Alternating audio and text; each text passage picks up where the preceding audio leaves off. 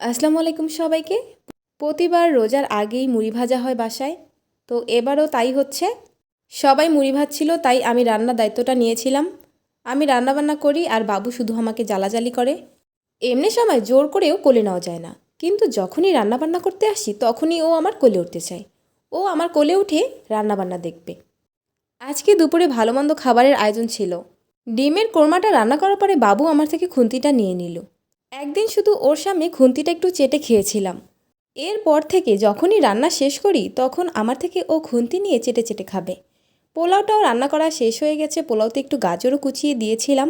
গরম পানিটা আগে ইন্ডাকশনে দিয়ে রেখেছিলাম। এরপর খেয়ে দিয়ে আমরা দুইজনে শুয়েছিলাম। একটু পরে আমার বিড়ালটাও আমার পায়ের কাছে এসে শুয়ে পড়ল।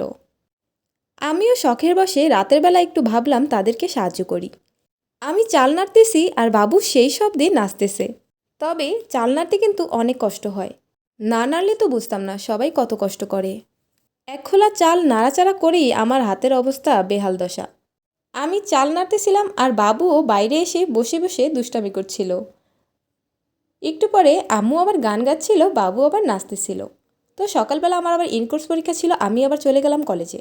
কলেজ থেকে আসার পরে দেখি অনেকগুলো খিচুড়ি রান্না করা হয়েছে সবার জন্য।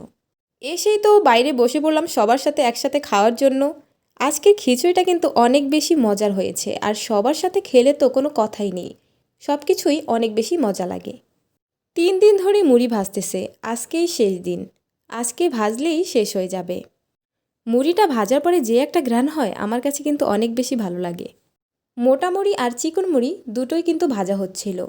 আপনাদের কাদের কাদের বাসায় মুড়ি ভাজা হয় অবশ্যই কিন্তু কমেন্ট করে জানাবেন। আর আমার ভিডিওটা যদি ভালো লাগে তাহলে অবশ্যই কিন্তু আমার পেজে একটা লাইক দিবেন। সবাই ভালো থাকবেন, সুস্থ থাকবেন। আল্লাহ হাফেজ।